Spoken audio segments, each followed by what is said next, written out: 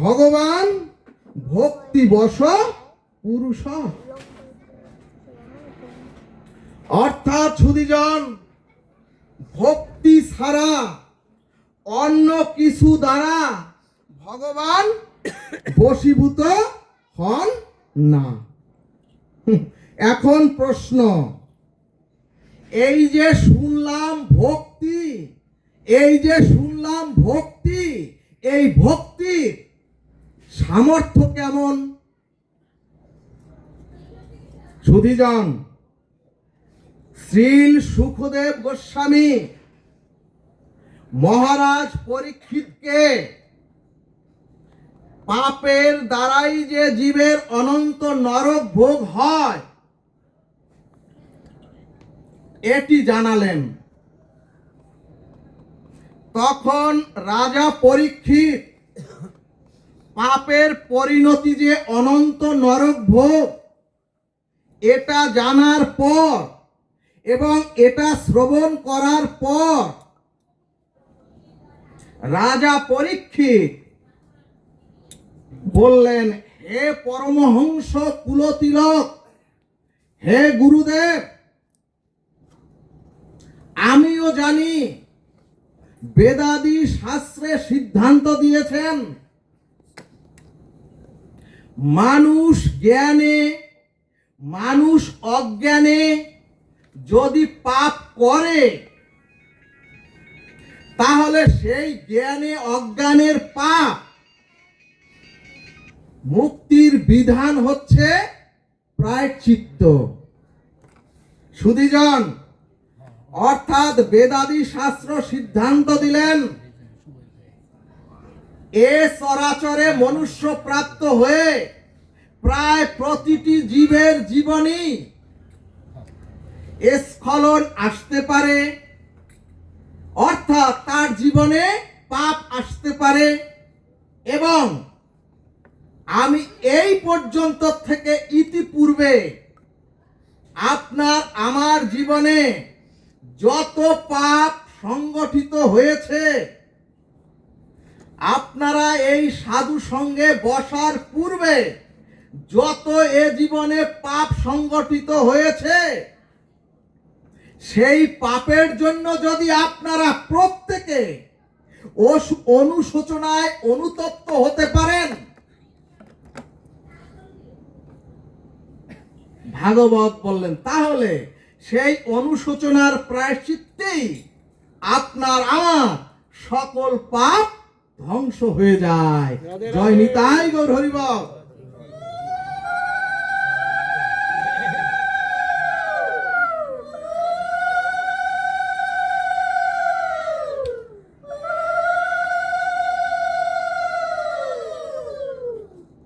এখানে ভাগবত সিদ্ধান্তে বললেন, ওগো দুর্লভ মনুষ্য জন্ম পেয়ে, দুর্লভ মনুষ্য জন্মে বিবেক বিচার পেয়ে, মনুষ্য জন্ম প্রাপ্ত হয়ে সাধুগুরু আর শাস্ত্রের বিধান পেয়ে, এই মনুষ্য জন্মে কলিযুগের হরিনাম পেয়ে আমি আর কখনো, যদি এখন আপনি এই মনোচিন্তা করেন যে আমি আর কখনো এখন থেকে আর পাপের পথে স্খলনের পথে যাব না।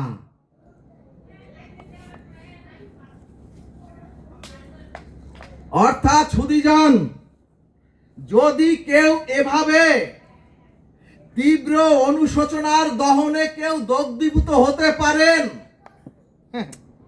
এটাই হচ্ছে জীবের বড় প্রায়শ্চিত্ত। বলো না গো রাধে রাধে। তাহলে সুধীজন, ভাগবত সিদ্ধান্ত দিলেন পূর্বকৃত পাপের জন্য যদি কেউ তার অনুশোচনায় ও অনুতপ্ত হয়ে যদি কেউ দগ্ধীভূত হয়, তাহলে তার পূর্বকৃত সকল পাপ ধূলিসাৎ হয়ে যায়। কিন্তু ভয় হলো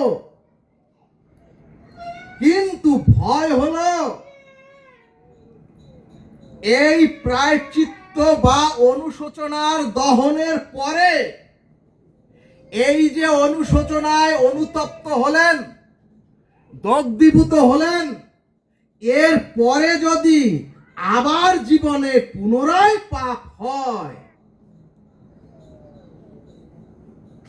শুধু যান, তাহলে ওই যে পূর্বের পাপ বশীভূত হয়েছিল অনুতপ্তের দহনে, আবার ওই সকল পাপ এসে আপনার জীবনে ভর করবে। জয় নিতাই গৌর হরিবল।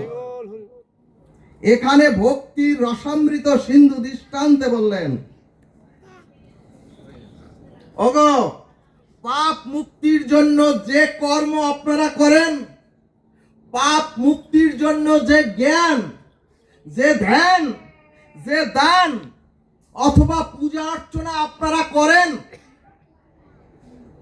তাতে কিছুদিনের জন্য অথবা যখন পূজা অর্চনার ধ্যানে থাকেন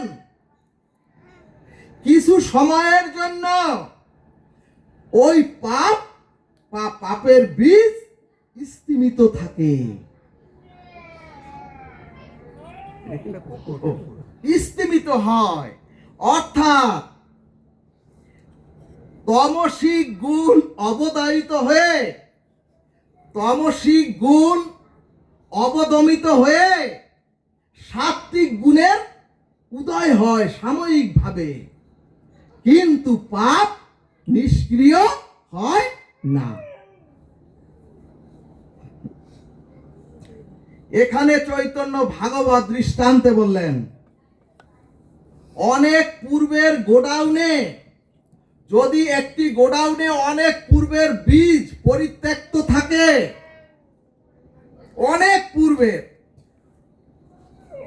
কিন্তু সেই বীজ যদি আবার নরম মৃত্তিকায় জলের ধারা পায়, বাহিরে এসে আবার ওই বীজ অঙ্কুরিত হয় বা গজিয়ে ওঠে।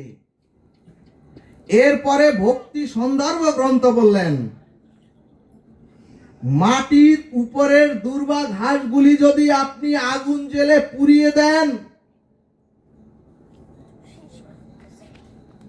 যদি শতবারও আপনি পুড়িয়ে দেন, তবুও মাটির অভ্যন্তরের গভীরে ওই দুর্বা ঘাসের মূলগুলো থেকে যায়।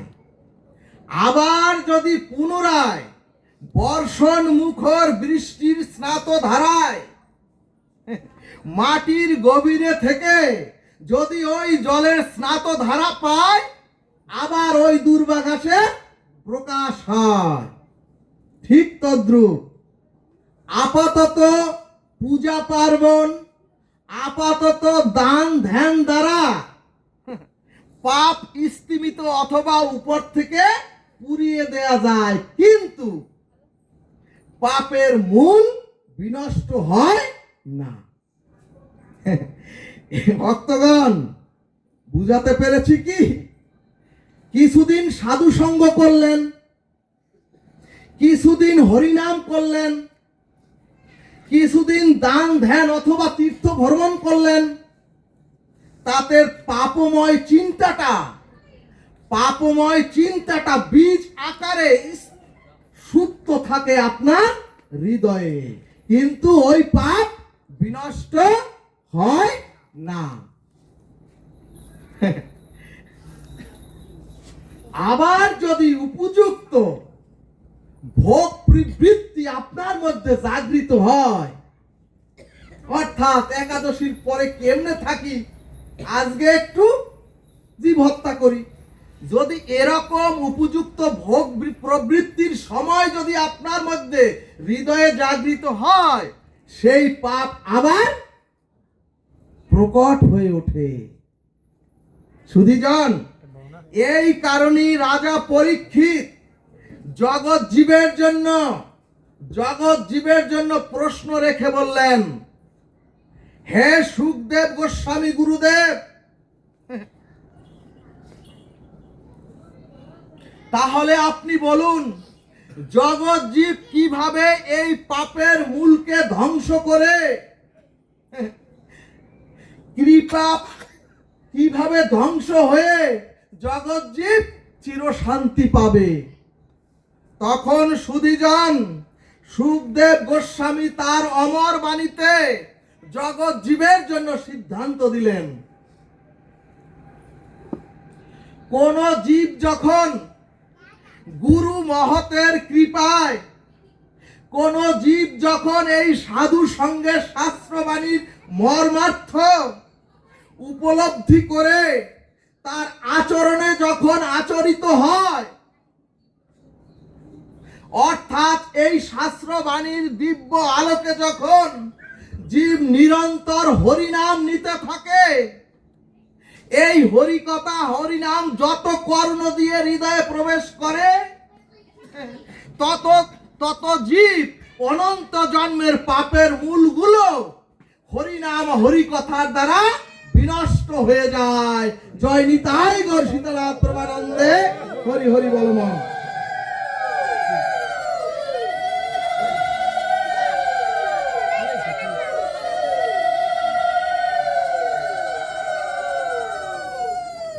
এরপরে ভাগবত বললেন, তাহলে তো নিলেন হরিনাম আর হরিকথা শ্রবণ করবেন।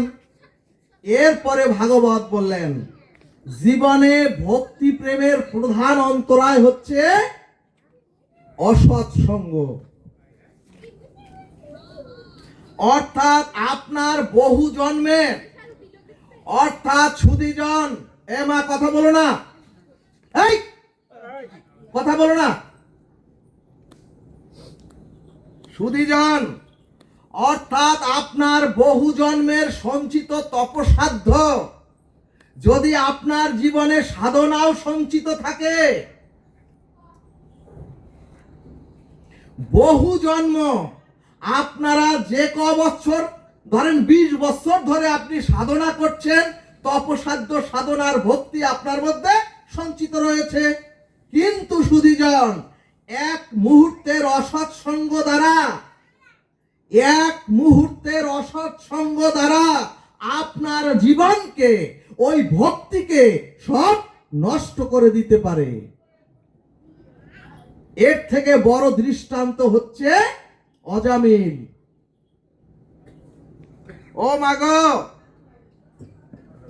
অজামিল ছিলেন যাজ্ঞিক ব্রাহ্মণ পুত্র, কিন্তু এক পতিতার অশ্লীলতা দেখে বা অশ্লীলতা দর্শন করে স্ত্রী পিতামাতা ত্যাগ করে জঘন্য পাপে বা জঘন্য পাপ কর্মে লিপ্ত হলেন।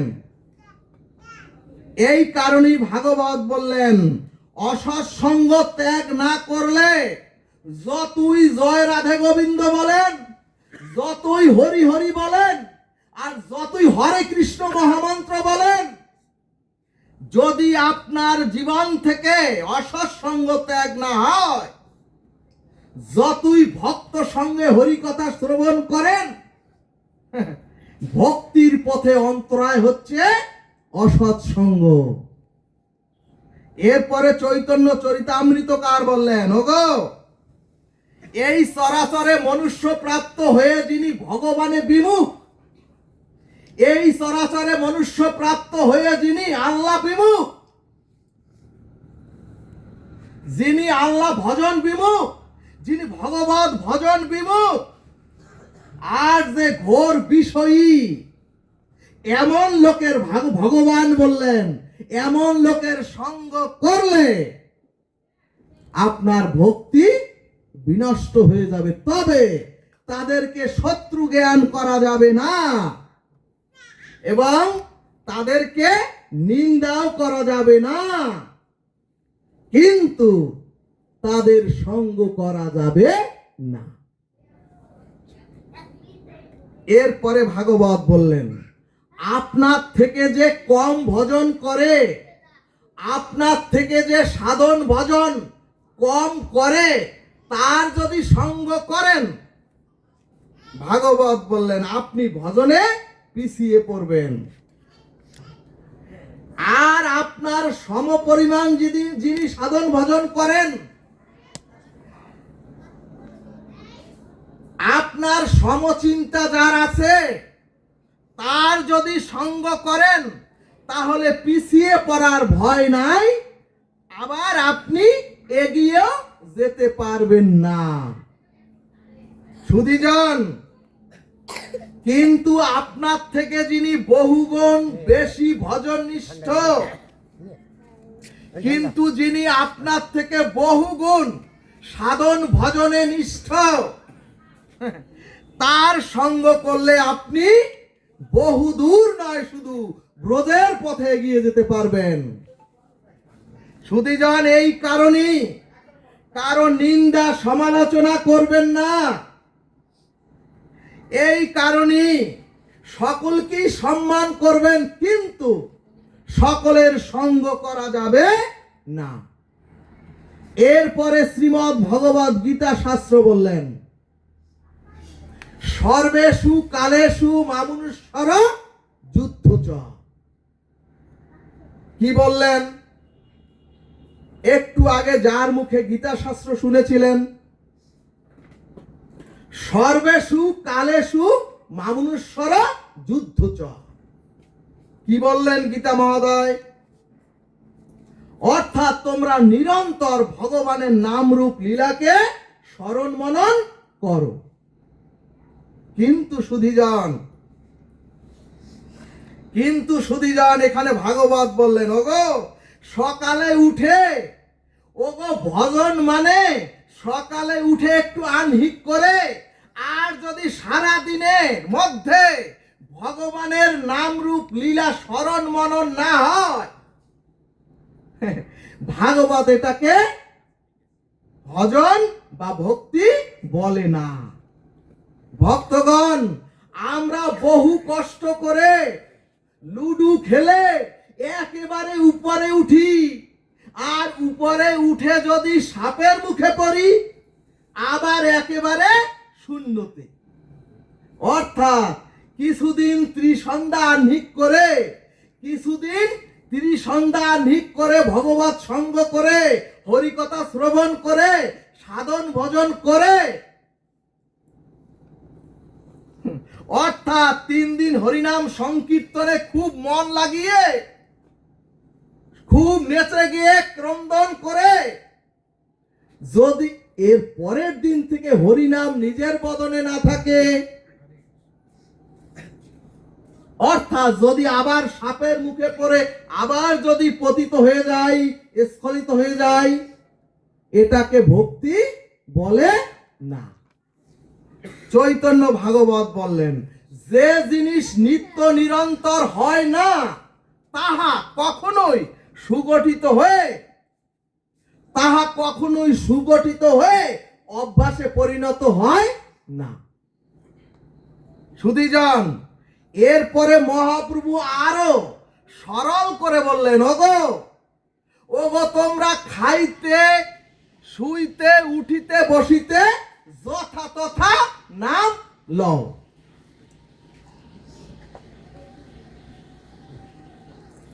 এরপরে হরিভক্তি বিলাস বললেন, ওরে এ সংসারে যতই রোগ শোক জরা ব্যাধি থাকুক, এ দুঃখের সংসারে যুদ্ধ বিগ্রহ এবং অশান্তি তো থাকবেই, কিন্তু এর মধ্যেই ভগবানের নাম নিত্য নিরন্তর আমাদের স্মরণে মননে রাখতে হবে।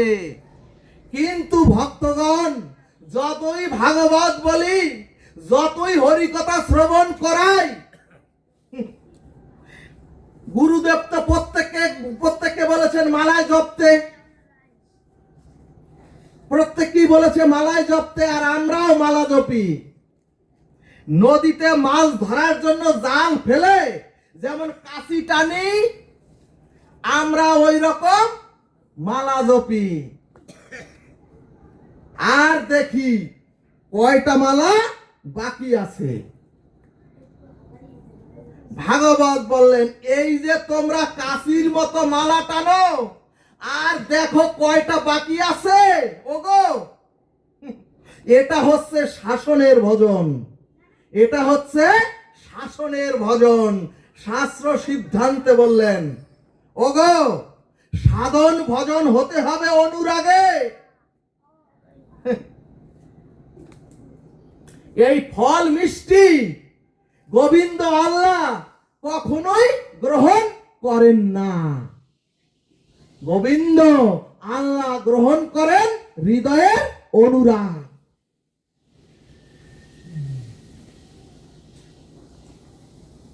অর্থাৎ আল্লাহকে আনন্দ দানের জন্য, গোবিন্দকে আনন্দ দানের জন্য নিষ্ঠা রুচির সহিত ভজন হতে হবে এবং নিত্য নিরন্তর ভগবানের নাম স্মরণ মরণ করাটাই হলো প্রেম ভক্তি পেয়ে উদ্ধারের একমাত্র উপায়। জয় নিতাই গৌর হরিবল। সুধীজন, এই কথাটি না বললেই নয়। আমার বিধান সাধু একটু আগে বলেছেন তার পিতা 16তম এটা মৃত্যুবার্ষিকী, 16তম মৃত্যুবার্ষিকী। সুধীজন, সনাতনী হিন্দুরা অনেকে ভাবি আমার পিতা বা মাতা মারা গেছেন 50-60 বছর আগে বা পূর্বে, কাজী সে মনে হয় অন্য জায়গায় অন্য জনিতে জন্মগ্রহণ করেছেন। কিন্তু শ্রুতি শাস্ত্র বললেন ওগো, মৃত্যু ব্যক্তির প্রত্যেক বিদেহ আত্মাকে, মৃত্যু ব্যক্তির, এটা যে ওনার বাবা সুধীর চন্দ্র বা সুভাষ দত্ত বা আপনি আমি তা নয়, প্রত্যেক মৃত্যু ব্যক্তির বিদেহী আত্মাকে অথবা ছায়ার ভৌগ দেহকে, মৃত্যুর পরে থাকে ছায়ার ভৌগ দেহ অথবা ছায়ার ভৌগ দেহকে 18 বছর থাকতে হয় পিতৃলোকে। ঠিক আছে, 18 বছর থাকতে হয় পিতৃলোকে। এখন প্রশ্ন, পিতৃলোকের সময়ের হিসাবটা কেমন?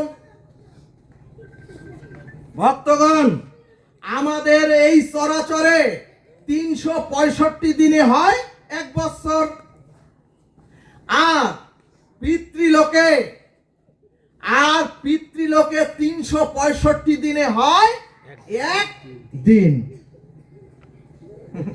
আবার আমাদের এই চরাচরে 365 দিনে হয় 1 রাত্র, অর্থাৎ 365 যোগ 365 অর্থাৎ 730 দিনে হয় একটি পূর্ণাঙ্গ দিন। তাহলে সুধীজন, যদি আপনার পিতা 50 বছর পূর্বেও মারা যায়, তবে পিতৃলোকের হিসাব অনুসারে তার পিতৃলোকের সময় হয়েছে মাত্র 25 দিন। 25 বছর হলে 25 দিন, 16 দিন। সুধীজন, যদি আপনার পিতা 50 বছর পূর্বেও মারা যায়, তাহলে তার পিতৃলোকে হয়েছে মাত্র 25 দিন। ভক্তগণ, মা বাবা মারা গেছেন হয়তো আমাদের মনেও নাই, কিন্তু শাস্ত্র বলছে ওই পিতৃলোকে ভৌগ দেহকে অথবা ছায়ার দেহকে কেউ খাবার দেয় না।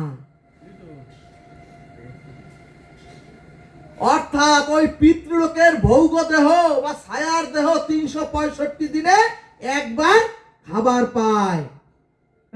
এখন প্রশ্ন, বৎসরে কোন দিন মৃত্যু ব্যক্তির বিদেহ দেহ খেতে পারবে?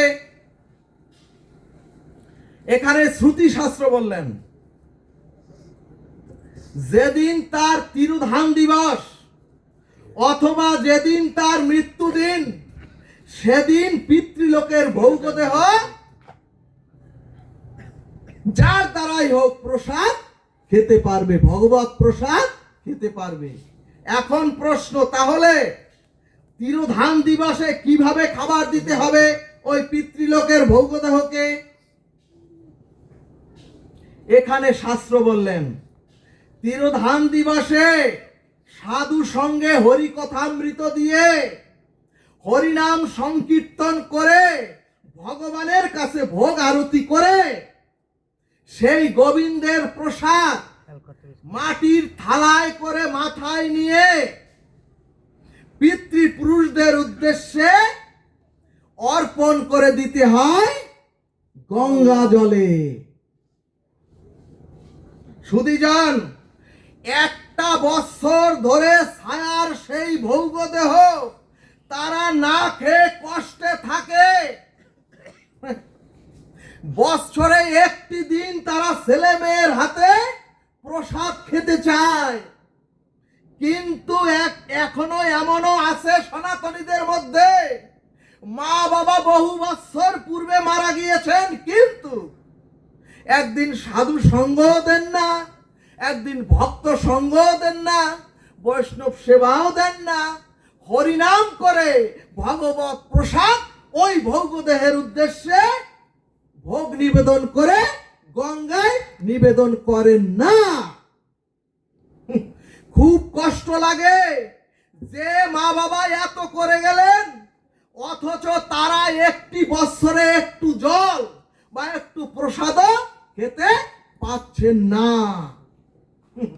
তাহলে তিরোধান দিবসে বা স্মরণ তিথিতে কিভাবে প্রসাদ দিতে হয়? শাস্ত্র সিদ্ধান্ত দিলেন ওই দিন ভোগ আরতি করে গোবিন্দকে নিবেদন করে একটি মাটির থালায় সেই প্রসাদ তুলসী অর্পণ করে প্রদীপ প্রজ্বলিত করে হরিনাম করতে করতে গঙ্গা গঙ্গা গঙ্গা বলে হয় পুকুরে নতুবা খালে নতুবা নদীতে ডুবিয়ে দিতে হবে সেই ভৌগদেহের উদ্দেশ্যে। এখানে ভাগবত বললেন দেবতাদের কাছে চরাচর থেকে পৌঁছে দেয় অগ্নি। দেখবেন ব্রাহ্মণ এসেই বলে দেবতা পূজায় অগ্নি যজ্ঞ করতে হবে, আর গঙ্গা এই চরাচর থেকে সকল কিছু পৌঁছে দেয় পিতৃপুরুষাদি সকলের কাছে। এজন্যই দেখবেন দেবতা পূজায় যজ্ঞে আহুতি দিতে হয় অগ্নিতে, আর পিতৃলোকে পিতৃপুরুষদের উদ্দেশ্যে দিতে হয় ভগবত প্রসাদ মাথায় করে গঙ্গায়। এখন প্রশ্ন, সনাতনী হিন্দু সমাজে কতজন শাস্ত্রের সঠিক এই নিয়ম মেনে পিতৃ মাতৃ দেবীর আত্মার উদ্দেশ্যে বাৎসরিক কার্য করেন? অথচ সুধীজন, মা বাবার ভৌগ দেহ, মা বাবার সেই বিদেহী ছায়ার দেহ ছটফট করে ওই পিতৃলোকে একটু জল প্রসাদ পাওয়ার জন্য। ভাগবত বলছে যতটুকু আপনার সামর্থ্য থাকুক, যতটুকু আপনার ফল প্রসাদ হোক, যতটুকু অমৃত প্রসাদ হোক, তা যতটুকুই হোক অতটুকুই ভগবানকে নিবেদন করে হরিনাম করে গঙ্গায় অর্পণ করে দিন। এরপরে স্মৃতিশাস্ত্র বলছে ওগো, এই যে দক্ষিণ দিক, দক্ষিণ দিক হচ্ছে পিতৃপুরুষদের লোক, দক্ষিণ দিক হচ্ছে পিতৃপুরুষদের লোক। এই জন্য দক্ষিণমুখী হয়ে, এই জন্য দক্ষিণ দিকে কখনো পা দিতেও হয় না, দক্ষিণ দিকে পা দিয়ে শুতেও হয় না। আমরা বিকেলেই মায়েরা দক্ষিণ দিকে পা দুখানা দিয়ে গল্প করতে বসি, এটাও করা যাবে না। আর দক্ষিণ দিকে শয়ন, পা দিয়ে শয়ন করা যাবে না। শাস্ত্র আরো বললেন যখন শেষ যাত্রা দেখবেন আপনারা, যখন শেষ যাত্রা অর্থাৎ সৎকারের সময় কখনো দক্ষিণ দিকে পা দিয়ে সেই মৃতদেহকে সৎকার করা যাবে না। কিন্তু প্রায় সব জায়গাতেই দেখবেন দক্ষিণ দিকে পা দুখানা দিয়ে সৎকার করা হয়। ভক্তগণ, এটা যে কত বড় ভুল, জীবনের শেষ সময়ও ভুল। এই সব কারণে সনাতনী হিন্দুদের অধঃপতন থামছেই না, এবং সনাতনী হিন্দুদের ঘরে অশান্তি, হিন্দুদের ঘরে অসুখ বিসুখ দেখবেন লেগেই আছে। ভক্তগণ, শ্রুতি শাস্ত্র আরো বললেন, দক্ষিণ দিকে মুখ করে যদি খাবারও খায়, দক্ষিণ দিকে মুখ করে যদি খাবারও কেউ গ্রহণ করেন, সেই ঘরের অসুখ বিসুখ রোগ ব্যাধি সহজে যায় না, বাড়তেই থাকে। কাজেই দক্ষিণ দিকে মুখ করে কখনো খাবেন না, দক্ষিণ দিকে পা দিয়ে শয়নও করবেন না, আর সব যাত্রায়ও কখনো দক্ষিণ দিকে পা রেখে কখনোই সৎক্রিয়া করবেন না। সৎক্রিয়া কোন দিকে পা রাখতে করবে? দক্ষিণ দিক ছাড়া যে কোনো দিকে। আমরা তো হরিবল হরিবল হরিবল। সুধীজন, আমরা না জেনে কত ত্যাগ, এমন কি সুধীজন, এরপরে শ্রুতি শাস্ত্র বলছে, ওগো দক্ষিণ দিকে কখনো মল ত্যাগ করা যাইবে না, দক্ষিণ দিকে ফিরে কখনো মূত্র ত্যাগ করা যাবে না। আমরা না জেনে যে কত অপরাধ করছি। সুধীজন, মধুর ভাগবত কথা অমৃত হরি, প্রেমানন্দে বদন ভরে সকলে একবার বলো হরি হরি। ভাগবত বলছে, মাগো উতে আছে শ্রীমতী রাধারানী, আর নিতে আছে স্বয়ং নীলকান্তমণি, অর্থাৎ শ্রীমতী রাধারানী আর নীলকান্তমণি হয়ে হয় এই উলুধ্বনি। কেন আপনারা উলুধ্বনি করেন না?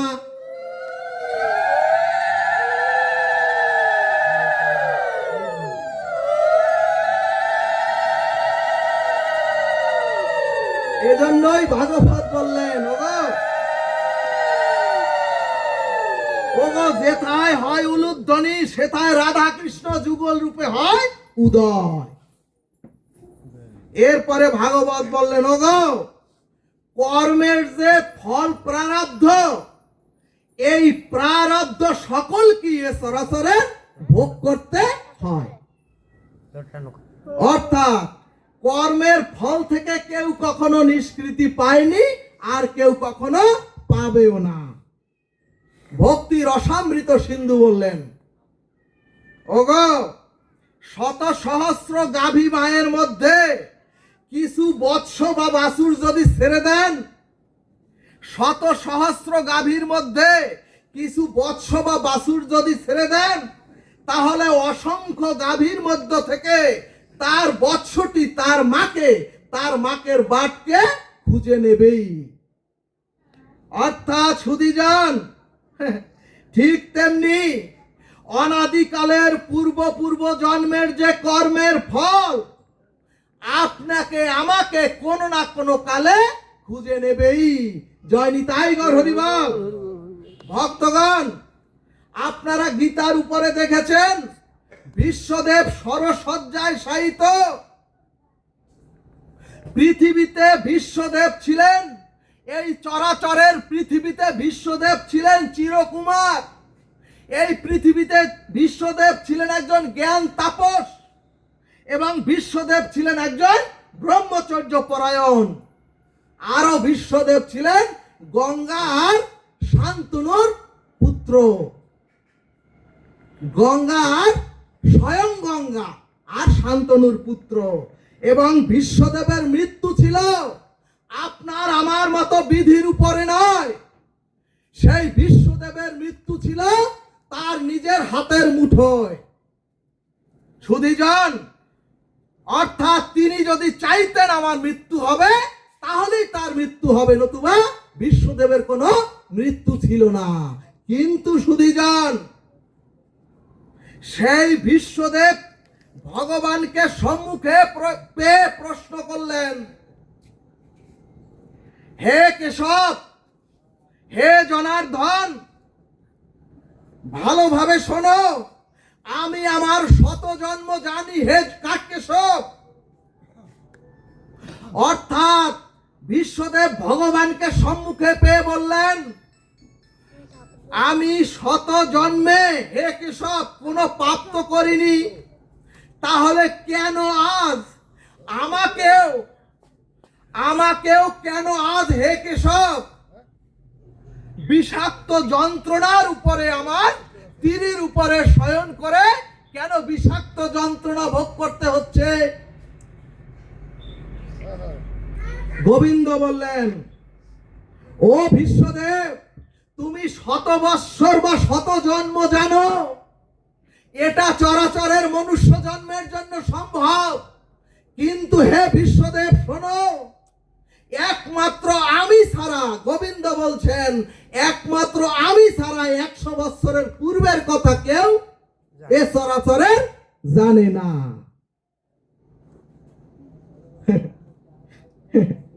শোনো বিশ্ব, তুমি শত জন্ম পূর্বে একটি সর্পকে পদাঘাত করে, বাবা বসো, একটি সর্পকে পদাঘাত করে দূরে সরে ফেলে দিলে সেই সর্পটি কাঁটাযুক্ত একটি বৃক্ষের উপরে পড়ে কাঁটাযুক্ত হয়ে সেই সর্পটি ধুকে ধুকে মারা যায়। হে মহামতি ভীষ্ম, শত জন্ম পরেও তোমাকে আজ সেই বিষাক্ত যন্ত্রণা ভোগ করতে হচ্ছে এই তীরের উপরে বিদ্ধ হয়ে। জয় নিতাই গৌর হরিবল। সুধীজন, মজার কথা হলো এখানে মানুষ গঙ্গা স্নান করে পাপ স্খলনের জন্য দেখবেন আমরা গঙ্গা স্নানে যাই আর এত ধুয়ে আসি, হ্যাঁ, কিন্তু সুধীজন, বিশ্বদেব স্বয়ং গঙ্গার গর্ভে জন্মগ্রহণ করেও কর্মফলের থেকে রেহাই পায়নি। এরপরে দ্বারকাধীশ স্বয়ং ভগবানের আত্মজ শাম্ব, অর্থাৎ স্বয়ং ভগবানের উত্তরসূরি আত্মজ শাম্ব, ভক্তগণ, অষ্টবক্র মুনিগণ যখন ভগবান শ্রীকৃষ্ণকে বন্দনা করতে এসেছিলেন, অর্থাৎ যে মনীন্দ্র, যে যোগেন্দ্র, যে অমলাত্মা, যে বিমলাত্মা ভগবানকে নিবেদন করে প্রণতি জানায়, ভগবানকে স্তুতি করে প্রণাম করে স্তুতি করেন, সেই যোগেন্দ্র, মনীন্দ্র আর বিমলাত্মা, অমলাত্মাদের দেখে তুচ্ছ তাচ্ছিল্য করে সেই ভগবানের উত্তরসূরি শাম্ব বললেন, ওর মুনি ঋষিগণ বলেন তো, যদু বংশের একটি ছেলেকে কাপড় পেঁচিয়ে প্রেগনেন্ট বানিয়ে তাচ্ছিল্য করে তুচ্ছ করে সেই মুনি ঋষিদের ভগবানের উত্তরসূরি আত্মজ শাম্ব বললেন, ও মুনি ঋষিগণ, বলো তো ওর পেটে ছেলে হবে না মেয়ে হবে?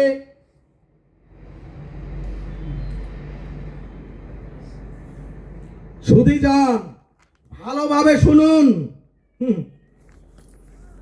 ত্রিকালদর্শী ঋষিগণ ভাবলেন, ওগো শোনেন, ত্রিকালদর্শী ঋষিগণ ভাবলেন, দ্বারকাধীশ ভগবানের উত্তর পুরুষদের যদি এমন স্খলন হয়, তাহলে এরা তো যদু বংশ না, শুধু ভারতবর্ষকেই, সমগ্র পৃথিবীকেই এরা ধ্বংস করে দেবে। তখন মুনি ঋষিগণ অভিসম্পাত করে বললেন, ওরে, ওই গর্ভ থেকে একটি শুল জন্মাবে, আর ওই শুলের দ্বারাই তোর যদু বংশ, সমগ্র যদু বংশ ধ্বংস হবে। ভক্তগণ,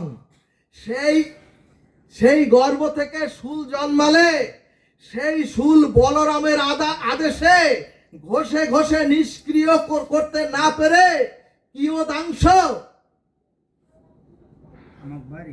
সাগরের ফেনার মধ্যে ফেলে দিলে সেই শুল মাছ ভক্ষণ করলো, সেই শুল আবার মাছের গর্ভে মাছের পেটে শুল বৃদ্ধিপ্রাপ্ত হলো। ধীবর, ধীবর মানে মাছ যারা ধরে, হ্যাঁ জেলে, ধীবর সেই মাছ পেয়ে পেটে শুল বাজারে এনে বিক্রি করলো। সে এবং ব্যাগ, ব্যাগ যারা আবার তীর তৈরি করে তাদেরকে বলে ব্যাগ, ব্যাগ সেই শুল দিয়ে তীর তৈরি করে যদু বংশই ধ্বংস হলো।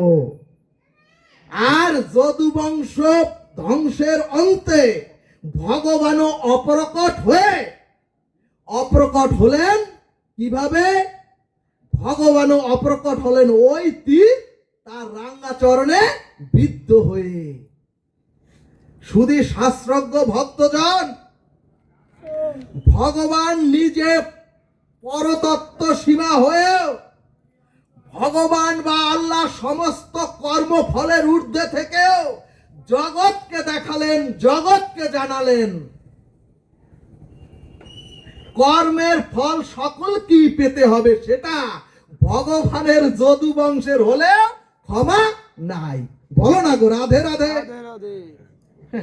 ও মাগো, ভাগবতের নিগুড় সত্য তত্ত্ব হলো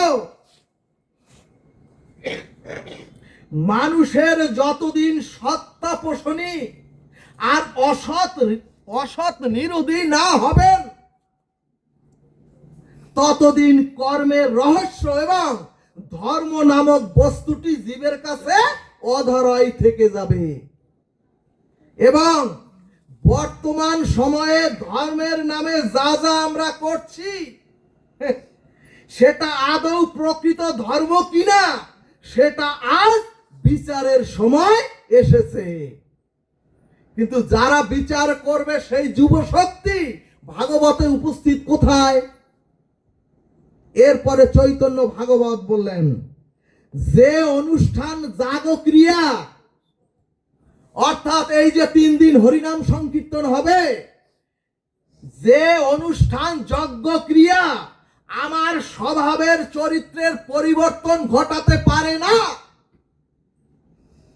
যে ভাগবত অমৃত সুধা বা যে হরি কথা আমার স্বভাবের পরিবর্তন ঘটাতে পারে না, যে ধর্মীয় অনুষ্ঠান আমার প্রবৃত্তিকে উৎসমুখী করতে পারে না, আদৌ সেটা ধর্ম নয়। ভক্তগণ, যে যাগযজ্ঞে আমাকে আত্মকল্যাণমুখী শুদ্ধ সাত্বিক করতে পারে না, আদৌ সেটা ধর্ম নয়। এই কারণেই তুলসীদাস গোস্বামী রামচরিত মানস গ্রন্থে বললেন, ওগো কর্মই এ জগতে মানুষকে পুনঃ পুনঃ জন্ম, কর্মই এ জগৎকে মানুষকে পুনঃ পুনঃ মৃত্যু আর জরাবেদির আবর্তে আবর্তিত করে। এখন প্রশ্ন, তাহলে কর্মের রহস্য কি? সুধীজন রামচরিত গ্রন্থ বললেন, রামচরিত গ্রন্থ বললেন, আপনারাও জানেন বালি আর সুগ্রীব ছিলেন দুইজনই কিষ্কিন্ধার অধিপতি। বালি আর সুগ্রীব দুজনই ছিলেন রাজা। শাস্ত্রের বালি আর সুগ্রীবের আবিধানিক অর্থ হলো, এই যে শুনলেন, এর আবিধানিক অর্থ হলো বালি হচ্ছে কর্মের প্রতীক আর সুগ্রীব হচ্ছেন জীবের প্রতীক। অর্থাৎ জীবরূপী শক্তিশালী সুগ্রীব, জীবরূপী শক্তিশালী, আমরা তো প্রত্যেকেই শক্তিশালী, জীবরূপী শক্তিশালী সুগ্রীব ছিলেন একজন কিষ্কিন্ধার রাজা। কিন্তু ওই যে তার আরেক রাজা এসে, বালি এসে ওই সুগ্রীবকে পরাস্ত করে তার স্ত্রী, সমস্ত রাজ্য, সিংহাসন সব কেড়ে নিলেন। সুধীজন, সুগ্রীবেরও শক্তি বল ছিল, কিন্তু সুগ্রীবও একজন রাজা ছিলেন, রাজাধিরাজ ছিলেন, কিন্তু তিনি বালির শক্তির কাছে পরাজিত হয়ে তার রাজ্য, তার সমস্ত সিংহাসন সব হারালেন। ভাগবত সিদ্ধান্তে বললেন, জীবের অধিকার ক্ষমতা, জীবের পদ প্রতিষ্ঠা থাকলেও জীব যদি ব্যবসা বাণিজ্য করেন, চাকরিজীবী হন, অনেক পদ প্রতিষ্ঠিত হন, মাঝে মাঝে জীব পরাজিত হয় বালিরূপ ওই কর্মের কাছে। জয় নিতাই গৌর হরিবল। আমরাও শত সহস্র চেষ্টা করে জীবনকে যেভাবে সাজাতে চাই, আদৌ কিন্তু তা আমরা পারি না। এর কারণ ওগো ভাগবত বলছে, ওগো কর্ম যদি বিরূপ হয়, ওগো আপনি মনুষ্য জন্ম প্রাপ্ত হয়ে আপনার কর্ম যদি স্খলিত হয়, আর কর্ম যদি পাপে পরিপূর্ণ হয়,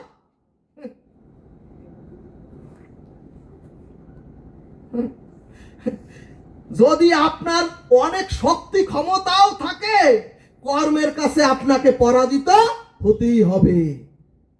সুধীজন, এই কারণেই পৃথিবীতে ঈশ্বর যখন লীলা করতে আসেন, স্বয়ং ভগবান রামচন্দ্রকেও রাজ্য অভিষেকের দিন বনবাসী হতে হলো, নাকি হয় নাই?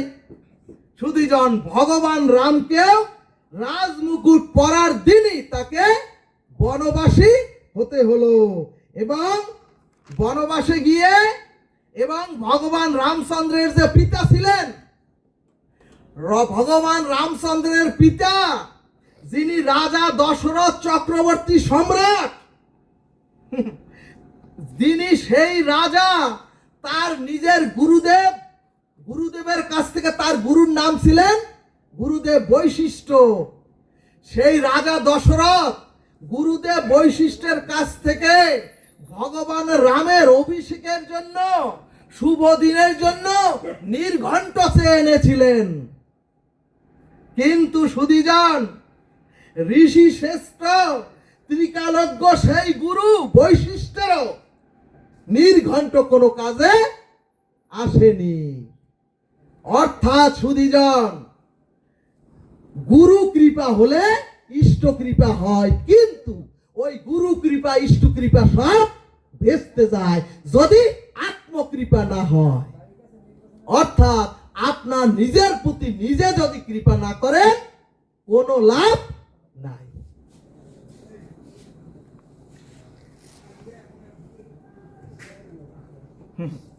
সুধীজন, আমরা অনেক সঙ্গ অনুষ্ঠান, অনেক নামযজ্ঞ করি, কিন্তু কতজনে শুদ্ধ হতে পেরেছি? 16 বছর ধরে ভাগবত আসর দিচ্ছেন, যদি 16 জন মানুষ শুদ্ধ না হতে পারেন, এই ভাগবত আসর দিয়ে কি হবে? আমরা মুখে অনেক ঝুরি ঝুরি ধর্ম আর ত্যাগের কথা বলি, কিন্তু আদতে আমরা কেউ এক বিন্দুও ত্যাগ স্বীকার করি না। এই যে এত ভাগবত দিলেন, কষ্ট করে আমাকে আনলেন, অনেক খরচ করলেন, খিচুড়ি প্রসাদ করবেন, সব বৃথা হয়ে যাবে যদি এই কথা, শাস্ত্রের কথা আচরণে না মানেন। সুধীজন, বেহুলার সুরে পদাবলী কীর্তন করে কি হবে? 3 দিন হরিনাম করে কি হবে? যদি আপনার গৃহে হরিনাম না হয়, যদি আপনার গৃহে সাধন ভোজন না হয়, মহাপ্রভুর বাক্য যদি গৃহের থেকে শুরু না হয়, সাথে পাশে মিলিয়ে হাতে তালি দিয়া গৃহেতে হরিনাম করো, যদি তা না হয় সব বৃথা।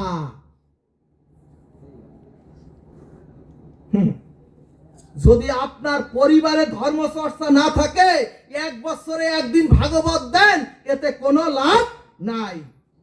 এত দুর্গা পূজা করলেন, এত কার্তিক পুজো করলেন, এত লক্ষ্মী পুজো করলেন, অথচ নিজের ঘরের লক্ষ্মী রূপ মায়েরা বা মেয়েরা, যদি কার্তিক স্বরূপ ছেলেরা আদালতে উঠে যদি বলে এই মাকে চিনি না, আদালতে উঠে যদি বলে এই বাবা চিনি না,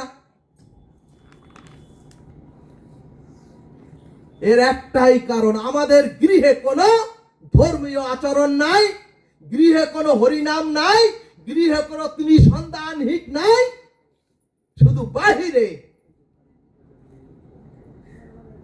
এই ধুতি আর এই এতে কোনো সাধু না। সাধু হলো একটা ভাব, যিনি পরের হিত জগতের মঙ্গল কামনা করে তিনি হলো সাধু।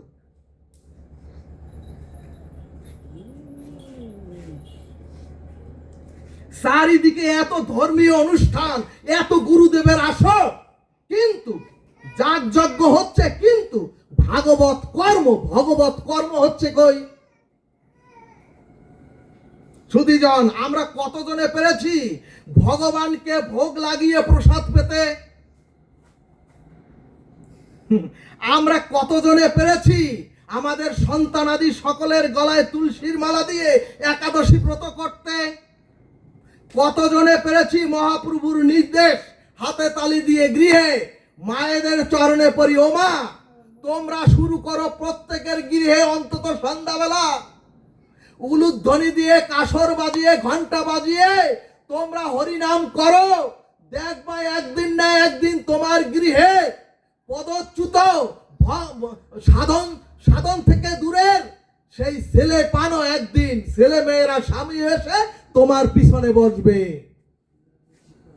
সুধীজন, হ্যাঁ, আমরা কিছুই পারি না। সমাজ, জাতি, প্রজন্ম এবং আমাদের উদ্ধার যদি হতে হয়, আগে পরিবারকে ধর্মচর্চা করে ধর্মপথে আসতে হবে। ভক্তগণ, গীতা শাস্ত্রের সার কথা হলো সর্বধর্মান পরিত্যাজ্য মামেকং শরণং ব্রজ। একটু আগে বলছেন, অর্থাৎ জ্ঞান, কর্ম, যাগ, ধর্ম এবং ভক্তি, এই এতক্ষণ যা বললাম সব পথের সার পথ হলো ভগবত পরম ধর্মে ভগবানের চরণে আত্মসমর্পণ করা। ভাগবতের সার কথা হলো গোবিন্দ চরণ যিনি আশ্রয় করেন, গোবিন্দ তাকে জীবন যুদ্ধে জয়ী করে এই সংসার চক্র হতে চিরদিনের মতো চিরমুক্তি দান করেন। বলবান রাধা কৃষ্ণ প্রীতি প্রমানন্দে হরি হরি বলবান। আর আগাবো